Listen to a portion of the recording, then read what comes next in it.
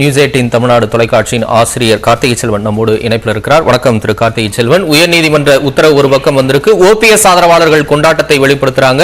அதிமுக தலைமை அலுவலகத்தில் நம்பிக்கையை வெளிப்படுத்துறாங்க. எப்படி புரிஞ்சுக்கலாம்? தம்பி தமிழரசன், இன்று காலையிலிருந்தே விரிவா இந்த செய்தி குறித்த நீதிமன்றம் அரசியல் சார்ந்து எல்லா விவகாரங்களையும் பல்வேறு விதமான தரவுகளோடு விருந்தினர்களோடு விவாதிச்சுட்டு இருக்கிறோம். நீதிமன்றத்தினுடைய வழக்கு சாராம்சங்களெல்லாம் நம்ம செய்தியாளர்கள் சொன்னதையும் பார்த்திருக்கோம். மதன், அதேபோல அபிநயா இதெல்லாம் சுட்டி காமிச்சாங்க. இப்போ ஒட்டுமொத்தமா பார்க்கும்போது ஒரு முக்கியமான அம்சம் இருக்கு. 22ஆம் தேதி இந்த வழக்குல மீண்டும் விசாரணை நடத்தப்பட இருக்குது. 2 தரப்பு விளக்கங்களும் வாதங்களும் வைக்கப்பட இருக்குனாலும் கூட இதுவரைக்கும் இந்த ப்ராசஸ் ஆரம்பிச்சிச்சு. தேர்தலுக்கான நடைமுறை தொடங்கிட்டாங்க. பொதுச்செயலாளர் தேர்தல் அப்படிங்கிறது 26ஆம் தேதி நடக்கிற இருக்குது. அதுக்கான வேட்புமனு தாக்கல் நேற்றுக்கு திரு எடப்பாடி பழனிசாமி தாக்கல் செய்துட்டாரு. இன்றையோட கடைசி நாள், அப்புறம் பரிசீலனை, தேர்தல், அப்புறம் முடிவுகள் அப்படின்னு இந்த தேர்தலுக்கான நடைமுறை தொடங்கிருச்சு. இப்ப இந்த நடைமுறையை தடை செய்யணும், இந்த ப்ராசஸை தடுக்கணும்னு பெருமளவுக்கு இன்னைக்கு வாதம் முன்வைக்கப்படல அப்படிங்கறதுதான் சட்ட வல்லுநர்கள் பார்க்கக்கூடிய மிக முக்கியமான ஒரு செய்தியா இருக்கு. திரு ஓ பன்னீர்செல்வம் தரப்புல இருந்து வைக்கப்பட்ட வாதங்கள்ல இது முறைப்படி நடத்தல, அல்லது இந்த தேர்தல் அறிவிப்புங்கிறது அவசர கதியில பண்ணிருக்கிறாங்க, இதுல இன்னாருக்கெல்லாம் எல்லோருக்கும் வாய்ப்பு உருவாக்கப்படல, விடுமுறை நாட்கள்ல உடனே செஞ்சுட்டாங்க, வழக்கு சிவில் சூட்ல வேற ஒரு வழக்கு வாதம் நடந்துட்டு இருக்கு, மாலையில நாங்க எங்களுடைய தரப்பு பதில் மனு தாக்கல் செய்யறோம் அப்படின்னு சொல்லக்கூடிய நேரத்தில் தேர்தல் தேதி அறிவிச்சிட்டாங்கன்னு எல்லாம் வாதங்கள் முன்வைக்கப்பட்டதே தவிர இந்த தேர்தல் நடைமுறையை தடை செய்ய வேண்டும் அப்படிங்கிறதுக்கான வாதம் இன்னைக்கு வைக்கப்படலைங்கிறது தான் முக்கியமா கவனிக்கப்பட வேண்டியிருக்கு. அப்படி ஒரு வாதத்தை முன்னெடுத்திருக்க வேண்டும்னு சில சட்ட வல்லுநர்கள், முக்கியமா சீனியர் அட்வொகேட்ஸ் ஃபீல் பண்றாங்க. ஏன்னா இந்த நடைமுறையை நிறுத்தாம நீங்க இறுதி இடத்திற்கு போகிறது என்பதே ஒரு பலவீனமான இடமாக வந்துவிட வாய்ப்பு இருக்கு அப்படிங்கிற ஒரு பார்வை முன்வைக்கப்படுது திரு ஓ பன்னீர்செல்வம் தரப்புல இருந்து. இதுல குறிப்பா திரு எடப்பாடி பழனிசாமி தரப்புல வைக்கக்கூடிய வாதங்கள் இன்னொன்னு என்னன்னா, தேர்தல் அறிவிக்கப்பட்ட பிறகு தேர்தல் நடைமுறையில் இருக்கும்போது தடை செய்ய வாய்ப்புகள் இல்லை, நீதிமன்றங்கள் அதை தடை செய்ய முடியாது அப்படிங்கிற ஒரு வாதத்தையும் திரு எடப்பாடி பழனிசாமி தரப்புல இருந்து முன்வைக்கிறாங்க.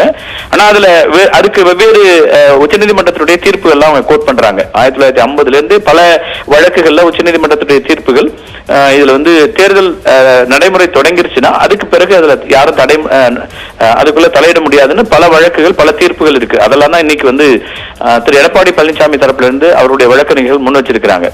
ஆனால் அதிலும் வேறு சில எக்ஸம்ஷன்ஸும் இருந்திருக்குது. அதையும் வல்லுநர்கள் குறிப்பிடுறாங்க. குறிப்பா நமக்கு தமிழ்நாட்டில் நன்கு அறிமுகமான ஒரு வழக்கு அப்படின்னு பார்த்தோம்னா, 2006 உள்ளாட்சி தேர்தல் நடைபெறும் போது வன்முறைகள் நடக்குது அப்படின்னு சொல்லி நீதிமன்றத்தை நாடிய போது கிட்டத்தட்ட பல வார்டுகள்ல, சென்னையினுடைய பல வார்டுகள்ல மறு தேர்தல் உத்தரவு பிறப்பிக்கப்பட்டுச்சு. அதாவது தேர்தல் நடைமுறையில் இருந்த போதே நீதிமன்றம் தலையிட்டு அப்படி ஒரு உத்தரவை கொடுத்ததை நம்ம பார்த்தோம். அதுக்கான உதாரணமா இது இருக்குது. எனவே 2 தரப்புமே தங்களுக்கான வாய்ப்புகள் இங்க இருக்கு அப்படிங்கிற இந்த ஆர்குமெண்ட்டை முன்வைக்கிறாங்க. வெற்றி அல்லது எங்களுக்கு மகிழ்ச்சியை 2 தரப்பும் வெளிப்படுத்தினாலும் கூட திரு ஓ பன்னீர்செல்வம் தரப்புல இதுவே வெற்றி அப்படின்ற ஒரு நிலையா பாக்குறாங்க. இந்த இதுக்கு ப்ராசஸ்க்கு தடை இல்லைங்கிறது ரொம்ப முக்கியமானது. இது ஒரு கொண்டாட்டம் அப்படின்னு அவங்க நினைச்சாலும், ஆனால் இது நீங்க இப்ப அடுத்தடுத்த நடைமுறைகள் இருக்க போது இன்றையோடு இந்த வேட்புமனு தாக்கலுக்கான நிறைவு நாள். இப்ப வேறு யாருமே வேட்புமனு தாக்கல் செய்யலங்கும் போது நேச்சுரலா திரு எடப்பாடி பழனிசாமி தான் பொதுச் செயலாளர் அப்படிங்கிற இடத்துல வரப்போறாரு. அப்ப இடையில இருக்கக்கூடிய ஒரே ஒரு நாள் 22ஆம் தேதி வாத பிரதிவாதங்கள் 2 தரப்புலயும் வைக்க போறாங்க. அப்படி வைக்கக்கூடிய இடத்துல இருந்து 24ஆம் தேதியே தீர்ப்பை நீதிபதி கொடுத்துறாரு. 2 வாரங்களுக்கு பிறகு கொடுக்கறதா இருந்தாரு. அப்புறம் இவங்க மீண்டும் வழக்குகளை 2 பேருடைய வாத பிரதிவாதங்கள்லாம் எடுத்துக்கிட்டு இந்த தன்மையின் தீவிரம் கருதி கிட்டத்தட்ட 22ஆம் தேதி அரசு விடுமுறை, தெலுங்கு வருட பிறப்பு. ஆனாலும் கூட அன்னைக்கு ஒரு நீதிமன்றத்தை மீண்டும் கூடும். அன்னைக்கு நீங்க உங்க 2 தரப்பு வாதங்களையும் முன்வைக்கலாம்னு சொல்றாங்க. ஆனால் இதுல இந்த ப்ராசஸ் தடை கேட்கப்படல, அதுக்கான இடைக்கால தடை வரவில்லை. தொடர்ச்சியா இந்த நடைமுறைகளை நீங்க பின்பற்றலாம், தேர்தலை நடத்தலாம், தேர்தலுடைய தீர்ப்பு மட்டும்தான் நீங்க கொடுக்க கூடாது அப்படிங்கிற இடமே சட்ட ரீதியா ஒரு பலவீனமான இடம் அப்படிங்கிற ஒரு பார்வையும் சட்ட வல்லுநர்கள் முன்வைக்கிறாங்க தம்பி தமிழரசன். ஆனா 22ஆம் தேதி 2 தரப்பு வழக்கறிஞர்களும் இதை எப்படி எடுத்துட்டு போறாங்க, அன்றைக்கு இந்த ப்ராசஸ்க்கான தடை கேட்டு ஓபிஎஸ் தரப்புல இருந்து ஏதாவது வாதங்கள் முன்வைக்கப்படுதா, நீதிமன்றத்தை அவங்க எவ்வளவு தூரம் அதுல சாட்டிஸ்ஃபை பண்ண போறாங்க, அவங்களுடைய பார்வையை இதுல எடுத்துட்டு வர போறாங்கன்றத பொறுத்து இருக்கு. இருக்கு. கிட்டத்தட்ட ஒரு அதிமுகவுடைய வரலாற்றுல ரொம்ப முக்கியமானது பொதுச் செயலாளர் பொறுப்பு அப்படிங்கிறது வந்து கட்சியினுடைய ஒற்றை தலைமை. எம்ஜிஆர் அவர்கள் கட்சி தொடங்கிய பிறகு அவரே 2 முறை பொதுச் செயலாளராக இருந்தார். ராகவானந்தம் உள்ளிட்டவர்கள், நெடுஞ்செழியன் உள்ளிட்டவர்கள்லாம் பொதுச் செயலாளர் அப்படின்னு இருந்துட்டு வந்தாலும் கூட ஜெயலலிதா அவர்கள் வந்த பிறகு அவங்க தான் பொதுச் செயலாளர் அப்படின்னு தொடர்ச்சியா இருந்தது. நிரந்தர பொதுச் செயலாளர் அப்படின்லாம் சொல்லப்பட்ட நிலையில இப்ப இந்த ஒற்றை தலைமையை நோக்கி மிக அருகில திரு எடப்பாடி இருக்கிறார். 22ஆம் தேதி ஒரு நாள் அப்படிங்கிறது அதுக்குள்ள இருக்கக்கூடிய சட்ட ரீதியான ஒரு சவால். ஆனா அந்த சவால்லையும் இவங்க என்ன விவகாரங்களை முன்வைக்க போறாங்கிறத பொறுத்துதான் இதை நம்ம முடிவுகளை பார்க்க முடியும். இன்றைய நிலைமையில இது 2 பக்கமும் கொண்டாட்டம் அப்படின்னு சொன்னாலும் கூட அட்வான்டேஜ் இபிஎஸ் சட்ட ரீதியா நம்ம சொல்றோம், வழக்கறிஞர் மூத்த வழக்கறிஞர்கள் சொல்றது இந்த ப்ராசஸ தடை செய்யலங்கிறதே ஒரு விதமா இதுல வந்து அவங்களுக்கான ஒரு வெற்றி.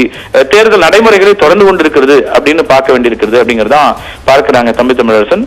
நம்ம 22ஆம் தேதி நீதிமன்றத்தினுடைய பார்வை எப்படி இருக்கு, 24ஆம் தேதி தீர்ப்பு எப்படியும் வரப்போகுது, அதுலயும் நம்ம முழுமையான வாத பிரதிவாதங்களை பார்க்க முடியும். எப்படி இருந்தாலும் பிரதான எதிர்க்கட்சியினுடைய தலைமை பொறுப்பை அடைய போறது அதனுடைய எதிர்காலம் அப்படிங்கிற அடிப்படையில் ரொம்ப முக்கியமான ஒரு நாள். காலையில இருந்தே நம்முடைய செய்தியாளர்கள் களத்தில் இருக்காங்க. நீங்களும் விருந்தினர்களோடு முழுமையான அலசல்களை கொடுத்திருக்கிறோம்.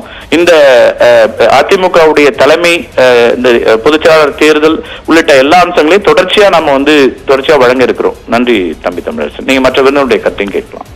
நன்றி திரு கார்த்திகை செல்வன். இது குறித்த விரிவான அலசல்கள் மற்றும் பார்வைகளை முன்வைத்தமைக்கு. சென்னை உயர்நீதிமன்றத்தின் தீர்ப்பு வந்திருக்கிறது. 24 தீர்ப்பு 22 விசாரணைக்கு பிறகு வழங்கப்பட இருக்கிறது. இது தொடர்பாக ஓபிஎஸ் முகாம் அவர்கள் தரப்பில் இருந்து கொண்டாட்டத்தை வெளிப்படுத்திக் கொண்டிருக்கின்றனர். அதிமுக தலைமை அலுவலகம், இபிஎஸ் ஆதரவாளர்கள் இன்னொரு பக்கம் நம்பிக்கையை வெளிப்படுத்திக் கொண்டிருக்கின்றனர். இதற்கான முழுமையான தீர்ப்பு 24ஆம் தேதி வர இருக்கிறது. தொடர்ந்து இது குறித்த சிறப்பு நேரலையில் பல்வேறு கருத்துக்களையும் நாம் பார்க்க இருக்கிறோம். ஒரு சிறிய இடைவேளைக்கு பிறகு